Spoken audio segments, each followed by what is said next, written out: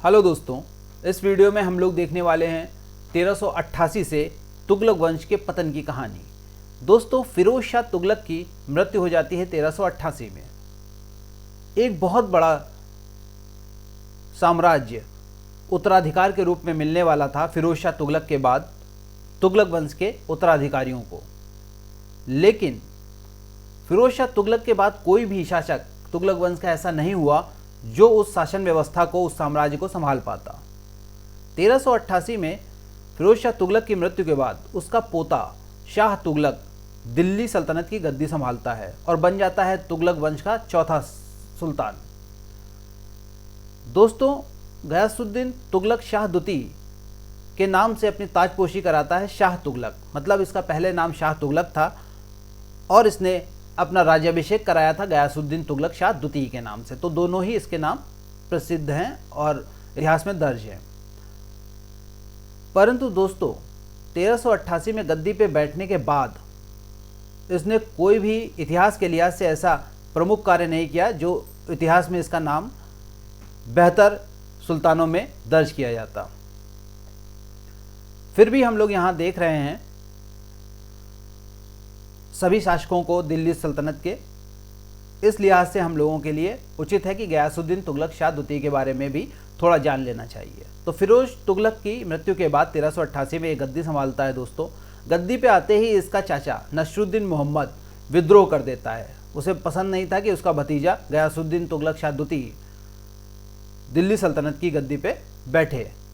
वो खुद भी बैठना चाहता था। नतीजतन दोनों के बीच विद्रोह होता है, टकराव होता है और नसरुद्दीन हार जाता है और वहां से भागने में कामयाब हो जाता है।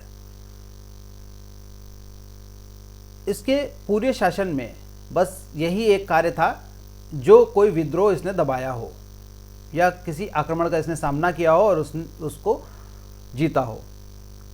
परंतु इसका प्रभाव इस पर बहुत ही सकारात्मक पड़ गया और गयासुद्दीन तुगलक शाह द्वितीय को लगा कि ये एक बेहतर तरीका है जो भी दिल्ली सल्तनत की ओर देखे उसको दबाने का। तो उसने क्या किया कि जो भी उसके नज़दीकी सगे संबंधी लोग थे जो उत्तराधिकार प्राप्त कर सकते थे दिल्ली सल्तनत का या तुगलक वंश का, उन सभी पे उसने हमला करना शुरू कर दिया। परंतु सभी रिश्तेदार या संबंधी इतने कमज़ोर नहीं थे जितना नसरुद्दीन मोहम्मद था। उन्होंने पलट के जवाब दिया और जिसका परिणाम ये हुआ कि इसके ही एक करीबी रुकनुद्दीन ने एक विद्रोह के दौरान इसको गिरफ्तार कर लिया और अपने सैनिकों को हुक्म दिया कि इसको मार दिया जाए।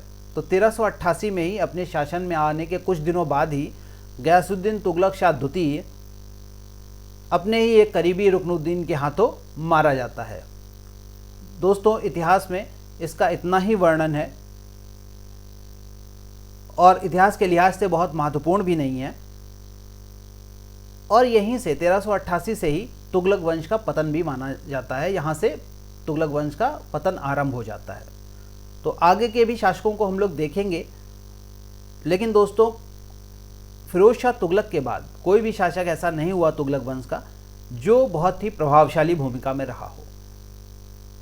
तो नेक्स्ट वीडियो तक बने रहिए हमारे साथ। अगले वीडियो में तुगलक वंश का अगला शासक देखेंगे। बहुत बहुत धन्यवाद दोस्तों।